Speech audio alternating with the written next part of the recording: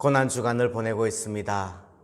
코로나 때문에 조금 더 절제하며 경건하게 거룩하게 살게 되는 것 같습니다. 이것도 하나님의 은혜인 줄 믿습니다. 특히 오늘은 성금요일입니다. 예수님께서 십자가에 못 박혀 죽으신 그날이에요.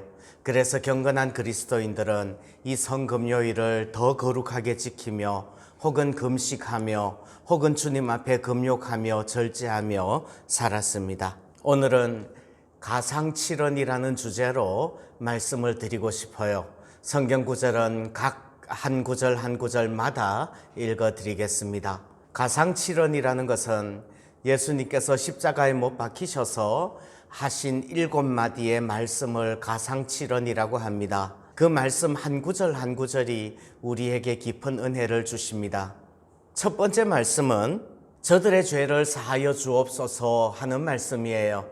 누가복음 23장에 나옵니다. 이에 예수께서 이르시되 아버지 저들을 사하여 주옵소서 자기들이 하는 것을 알지 못함이니이다 하시더라 말씀을 합니다.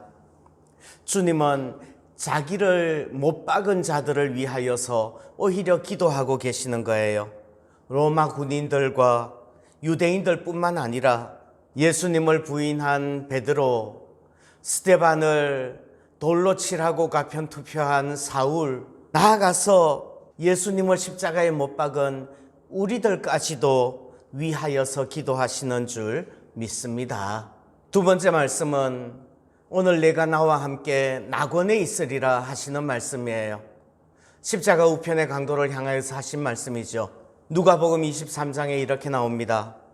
예수께서 이르시되 내가 진실로 네게 이르노니 오늘 네가 나와 함께 낙원에 있으리라 하시니라. 주님과 함께 십자가에 달린 강도 중 하나가 예수여 당신의 나라에 임하실 때에 나를 기억하소서 말씀하니까 예수님께서 이 말씀을 하신 거예요. 그 강도에게는 죽어가는 고통보다 더 두려운 것이 있었습니다. 그것은 지옥의 고통인 거죠. 지옥의 두려움이에요. 그런데 강도라고 할지라도 천국의 길이 열려 있음을 믿습니다. 이것이 어쩌면 십자가의 복음의 핵심이죠. 우리의 공로로 천국에 가는 것이 아니라 예수님의 은혜로만 천국 가는 줄 믿습니다. 어쩌면 우리 모두는 강도이고 우리 모두는 탕자가 아닌지요. 주님의 은혜로만 구원받는 줄 믿습니다. 세 번째 말씀은 여자여 보소서 아들이니이다 하시는 말씀이에요. 요한복음 19장에 이렇게 말씀을 합니다. 예수께서 자기의 어머니와 사랑하시는 제자가 곁에 서 있는 것을 보시고 자기 어머니께 말씀하시되 여자여 보소서 아들이니이다 하시고 또 그 제자에게 이르시되 보라 네 어머니라 하신대 그때부터 그 제자가 자기 집에 모시니라. 예수님께서 사랑하시는 제자 요한에게 어머니를 부탁하시는 말씀이에요. 그랬더니 요한이 그때부터 마리아 어머니를 모셨다고 합니다. 예수님께서는 누구든지 하나님의 뜻대로 행하는 자가 내 형제요 자매요 어머니다 말씀하신 적이 있습니다. 고난주간을 보내는 우리는 정말 우리 주변에 어렵고 힘든 이웃들을 가족들처럼 돌볼 수 있기를 소원합니다. 요즘 코로나 때문에 경제가 잘 돌아가지 않는다고 합니다. 이런 때는 부자들보다 가난한 사람들이 더 많이 어려움을 겪지 않을까요? 가족이라 생각하고 돌보아야 될 줄 믿습니다. 네 번째 말씀은 가장 중심에 있는 말씀이죠. 엘리 엘리 라마 사박다니입니다. 마태복음과 마가복음에 2번 나오는 말씀이에요. 제9시쯤에 예수께서 크게 소리질러 이르시되 엘리 엘리 라마 사박다니 하시니 이는 곧 나의 하나님 어찌하여 나를 버리셨나이까 하는 뜻이라. 예수님께서 우리의 죄값을 치르셨다는 것은 그 죄의 저주까지도 다 담당하셨다는 의미입니다. 죄의 저주라는 것은 곧 하나님과의 단절이지요. 우리는 버림받는 고통이 얼마나 큰지, 그리고 버림받는 것이 얼마나 두려운지 잘 압니다. 그런데 주님께서 그 모든 저주를 다 당해 주신 줄 믿습니다.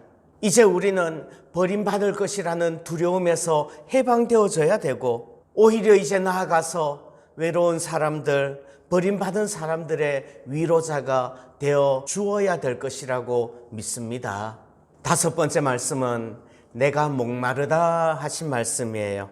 그 후에 예수께서 모든 일이 이미 이루어진 줄 아시고 성경을 응하게 하려 하사 이르시되 내가 목마르다 하시니. 목마름이라는 것은 죄로 인하여서 겪어야 되는 모든 고통의 집합 대표라고 할 수 있습니다.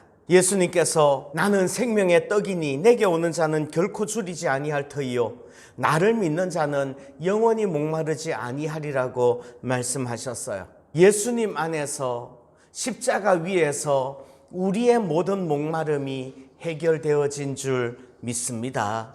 그래서 이제는 예수님 안에서 십자가 위에서 생수의 강이 흘러나오는 거예요. 그렇다면 예수님께서 모든 목마름을 대신 감당해 주셔서 그 목마름을 해결받은 우리는 이제 우리가 이 세상을 향하여서 생수의 강을 흘려보내야 될 줄 믿습니다. 그것이 고난주간을 보내는 참된 그리스도인들의 모습인 줄 믿습니다. 여섯 번째 말씀은 다 이루었다 하는 말씀이에요. 예수께서 신포도주를 받으신 후에 이르시되 다 이루었다 하시고 머리를 숙이니 영혼이 떠나가시니라. 십자가 위에서 다 이루셨습니다.